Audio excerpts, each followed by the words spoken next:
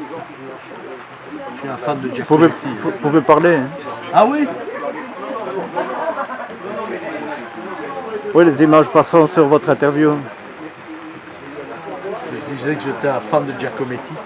Et donc régulièrement, je fais des petites poésies comme ça, dans sa mémoire. Maintenant, je peux en faire une dans votre sens. Hein, si vous voulez. Et alors, on l'offre. Hein. Un petit cadeau. Donc, vous voyez, ce sont des petites choses qui permettent très vite de comprendre ce qu'on peut faire avec une aquarelle.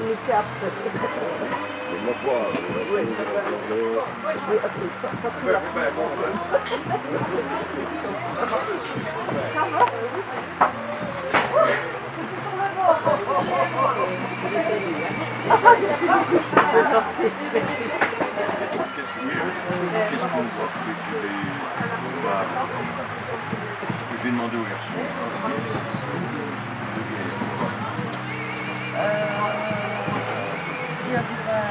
C'est chaque fois des différentes. Hein. Oui.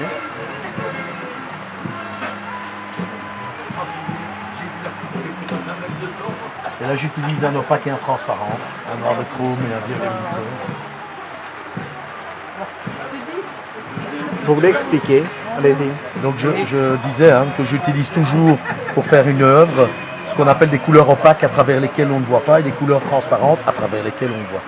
Et donc c'est important de mélanger les deux en aquarelle et les faire rentrer dans le papier. Très très important.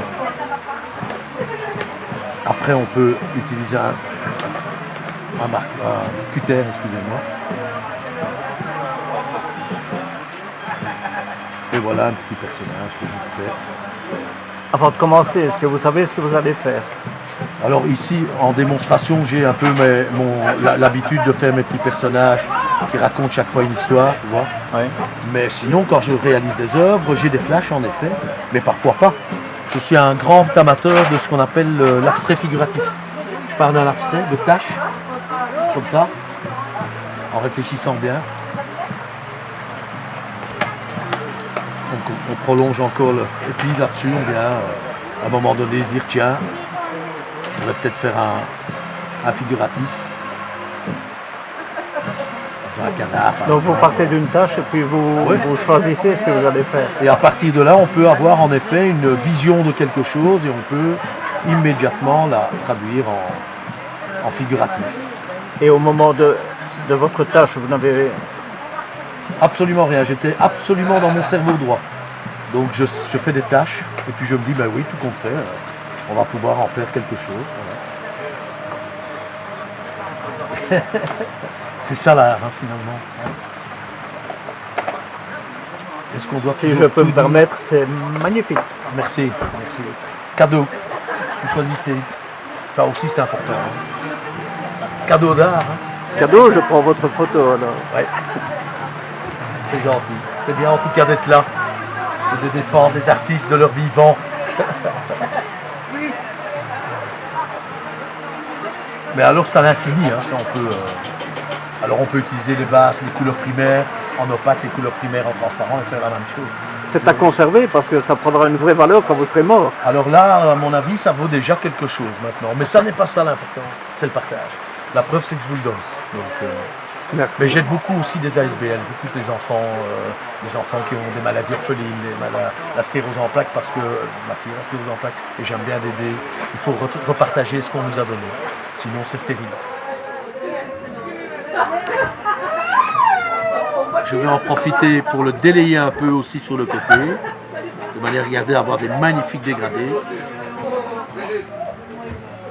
On va laisser quelques secondes rentrer les pigments dans le papier.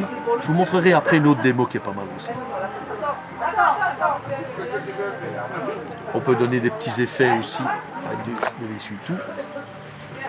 Et vous allez voir que contrairement à ce qu'on pourrait croire, ce noir de chrome qui est un opaque va devenir le transparent de mon aquarelle.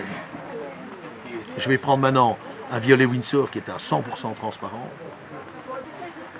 Je vais venir le remettre dessus. Elle est là, elle n'est jamais dans le transparent.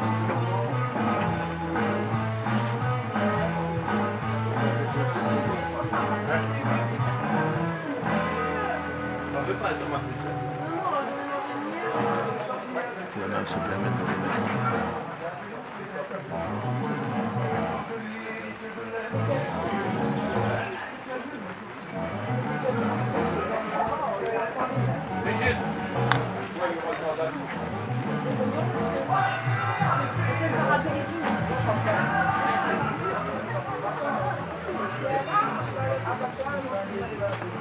Vous voyez ce que ça donne? Tout est dit, hein.